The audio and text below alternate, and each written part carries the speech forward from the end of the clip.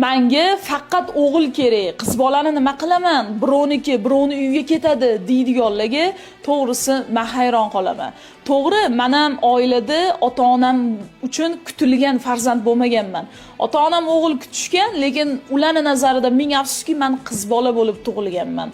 To'g'ri, lekin mana shunday qizlardan siz ehtiyot bo'ling.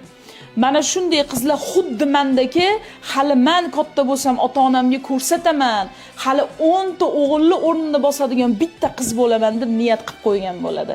Atrofingizga bitta qarang-da, ota-onasini umraga yuborayotgan, ota-onasiga mashina padarkalar qilayotgan, juda yaxshiliklarni qilayotgan, o'g'il farzandli qila olmagan yaxshiliklarni qilayotgan qizlar, ayollar mana shunday niyat qilib qo'ygan bo'lishi mumkin.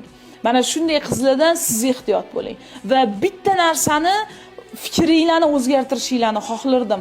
Faqat o'g'il emas, qizlar ham joyi kelsa 10 ta o'g'ildan afzal bo'ladi. Ishoning, bitta qiz farzand 10 ta o'g'ilni o'rnini bosa oladi joyi kelsa. Lekin 10 ta o'g'lingiz ham bitta shu mehribon qizning o'rnini hech qachon bosa olmaydi.